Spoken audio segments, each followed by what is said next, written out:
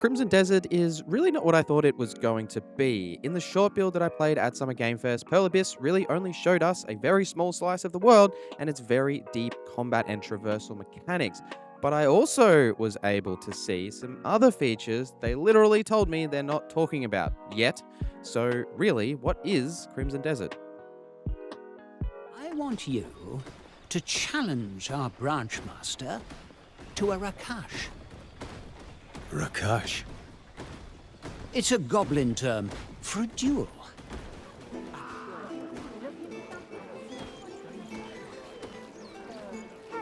I'm gonna get you. So what I got to play was about 50 minutes, completely hands-on, and go through a pretty large-scale battle or mission where we raided a castle, fought a bunch of dudes, and then at the very end, there was quite a difficult boss fight. I would say it was quite difficult. It took me a little while to get it, but I eventually was able to beat the bad guy. I'm also not 100% sure what platform we were playing on. We were using a PlayStation controller. I believe it was PC, but I didn't actually write it down in my notes, so I do apologize for that. And also, I do apologize if I do sound different because I am still at Summer Game Fest while we're recording this. So apologies if, there's sound different or there's noise in the background, doing the best that I can. But the very first thing that impressed me was the world.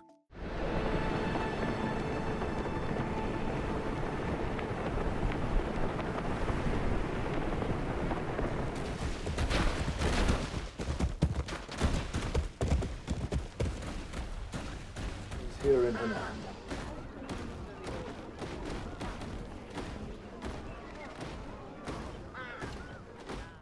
It was reiterated to me multiple times, that old line of, you see that mountain, you can go and climb it. And while I only got a brief look at the map of Crimson Desert, it appears quite diverse in its biomes. Like I saw snow-capped mountains in the distance, the woodland area that we actually played in, and then in the trailers we've seen deserts. And with a game titled Crimson Desert, you kind of expect there's going to be at least one.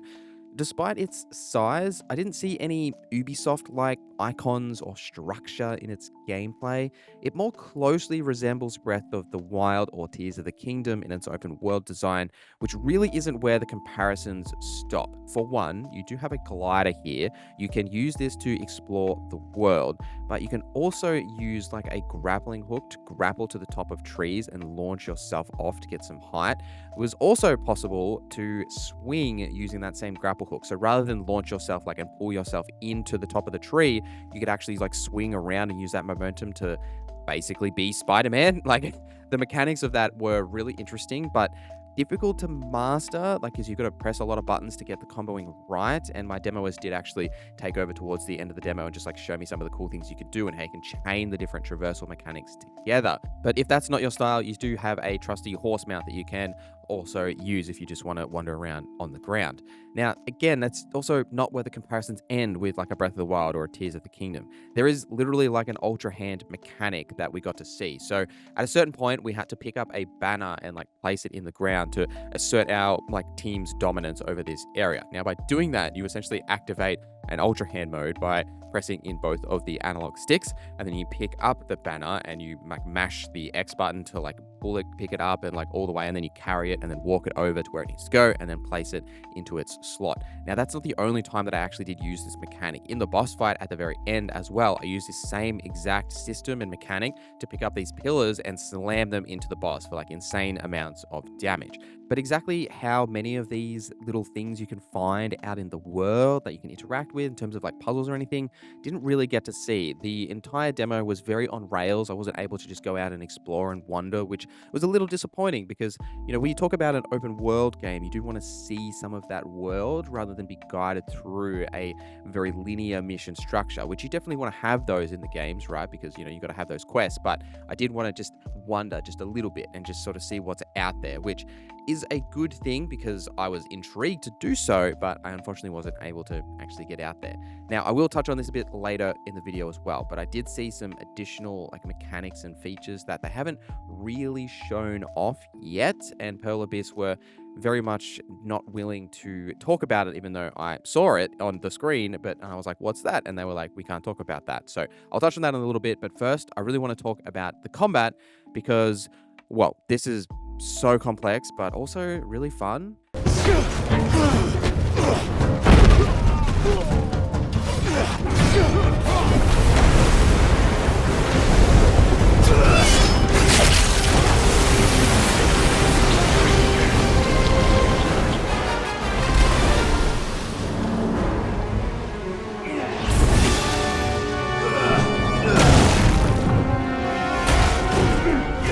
An open world medieval fantasy game isn't really a new concept, but what is the depth that's found in this combat system and also how many buttons you have to press like on the regular. I do think in some regard it's borderline too many button combinations. Like they're really towing a line here that, I've seen some comparisons and even spoke to people at Summer Game Fest that compared it to say fighting games, and I definitely can see that comparison. But I think when you're talking about a open world medieval fantasy game, it's a different sort of audience, but I do appreciate that they are trying something different. So I do want to explain a little bit about how that works, and this is just based off my notes, so I may get something a little wrong here, like in terms of its combinations, so do bear with me. But if you do have a controller handy, it would be interesting to pick that up and try and imagine yourself doing this so you can get a bit of a clearer visualization of what I'm talking about. So you have a basic light combo, which is on your R1 or your RB if you're on Xbox, and then you've also got a charged heavy like attack on your R2.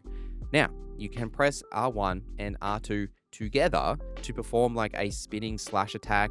I can't remember what the name of it was, but it does have like iframes as you become invincible for a moment and then you follow up and do this massive attack. Then you've got L1, which is your block, or if you have a shield, it has like a repost animation if you perfect like time that like block mechanic. And then you've got your L2, which while holding L2, you'll actually pull out your bow, very similar to how that same mechanic works in like Breath of the Wild, Tears of the Kingdom, where you press L2, you'll bring out the bow, and then R2 to shoot. Also, if you press L1 and L2 together, you'll initiate like a weapon switch attack where you'll switch to the weapon that's on your back. So for example, I used a sword and a shield, and then I had a great sword on my back. So by pressing L1 and L2 together, I would then do like a spinning sort of attack and pull out whatever the weapon that was on my back. Now, I might not have footage of all of these, by the way, because we do only have provided B-roll, so bear with us as we do cover all of these. But we've also got an L1 and an R1. By pressing them together, you'll do like a weapon flash, like you'll flash out your weapon that'll like briefly stun the enemy because it'll like blind them, and then you can actually combo that attack into other attacks as well. And then if you press square, which is also your jump button, that can be combined into attacks, like say being able to jump yourself up in the air, and then you can like dive bomb down or like belly flop, or there's also like a palm strike that you can like sort of attack downwards.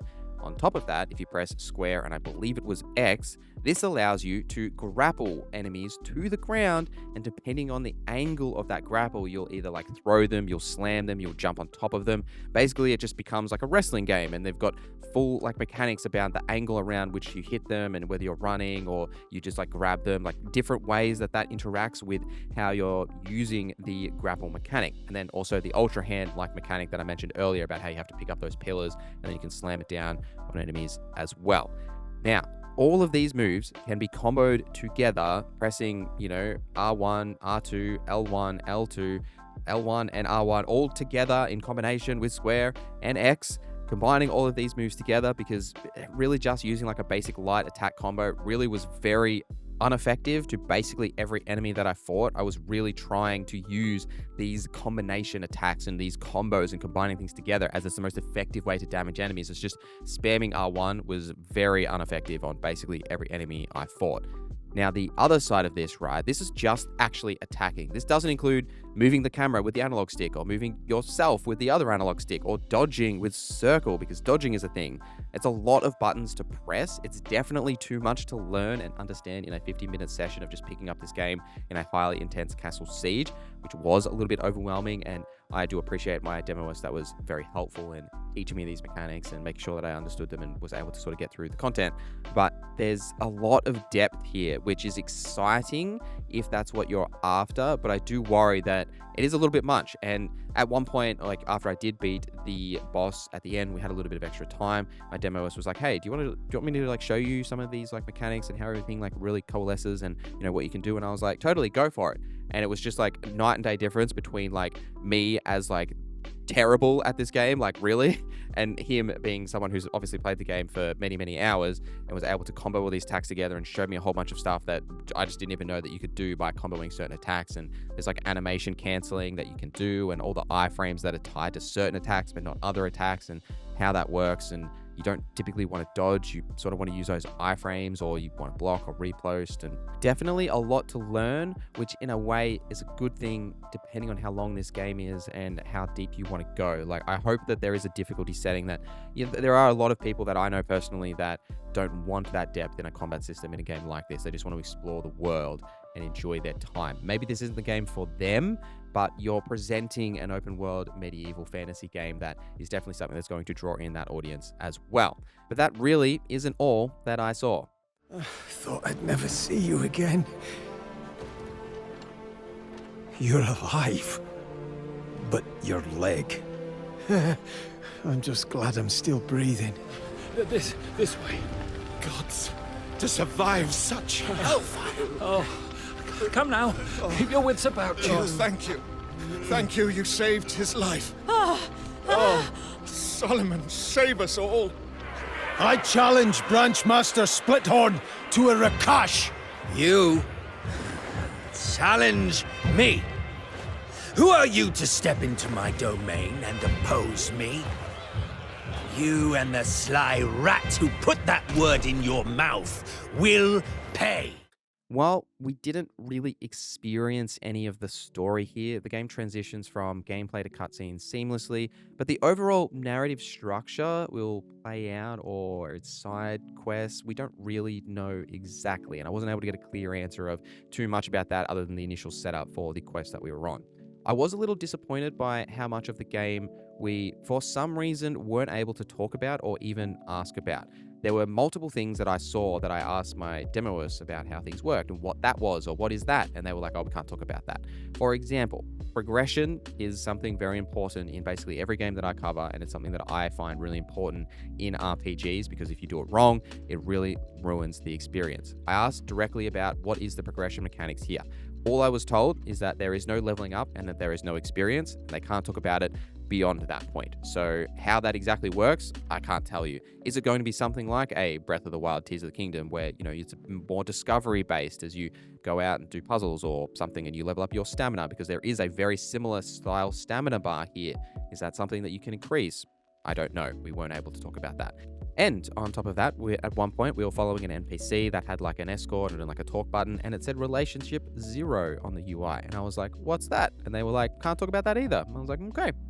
And then on top of that, I did also see that there is a crime system, as when we were just tinkering around with things at a certain point in the demo, we did actually initiate a bounty, and because we did property damage, like we damaged someone's property, I did see that it's possible to steal things while out and about as well. Like, there are just general things that you'll pick up, like resources, etc. But I did see that at one point in the demo, when we got sort of towards the end, there was like these steal mechanics that you could, steal certain things that you saw, and we did actually just damage someone's property by accident, and then that crime thing popped up. I did also ask about that and was told they couldn't talk about that either. There was also another thing when we were in certain cutscenes. There was a little menu thing that popped up that said learning in progress.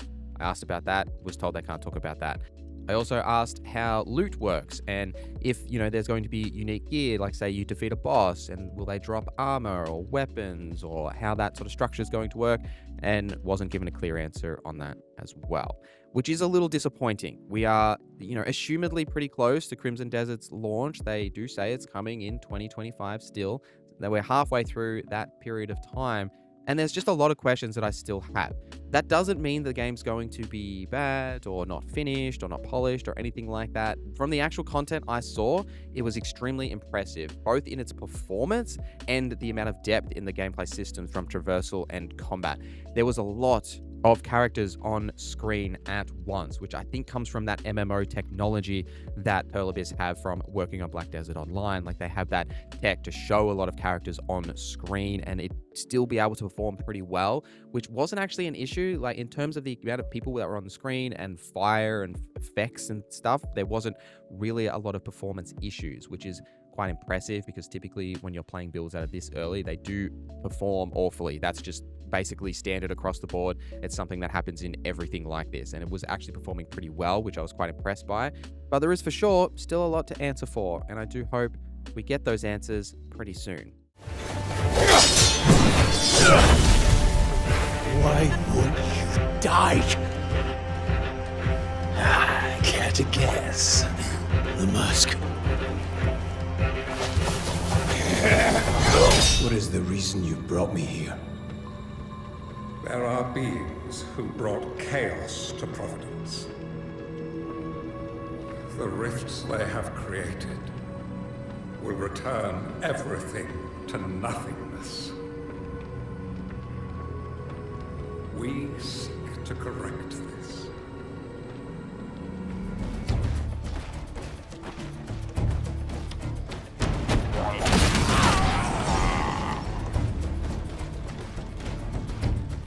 For a game that is slated for 2025, I weirdly now have more questions about Crimson Desert than I did before I played it. While that's totally fine to keep some things secret for players at launch or to reveal later, I was quite taken aback by how many systems there were in Crimson Desert. And I do have a little bit of faith that they will be able to pull these off, because Black Desert Online and MMOs in general are quite system focused, and you could expect that a studio that's making that transition from MMO to single player would be able to use a lot of that experience and knowledge from an MMO experience to turn it into something more valuable, interesting from a single player perspective than, say, a studio that hasn't tried something like this before. I will be watching Crimson Desert's career with great interest, just as Palpatine would with Anakin, because I really want to know what's going on with this game. I want to see more, I want to understand more, and I'm actually genuinely excited to play it. Like, it's something that we haven't seen before, is a Breath of the Wild-like medieval fantasy thing. Definitely want to see more of an exploration-focused RPG, which seems to be the case here. Maybe, probably, I don't know, because there's so many questions that I still have. But let me know any questions that you have in the comments down below. Thank you guys for watching this video till the end. Thank you to our members for supporting the channel. My name is Norza, and I hope you have a great day.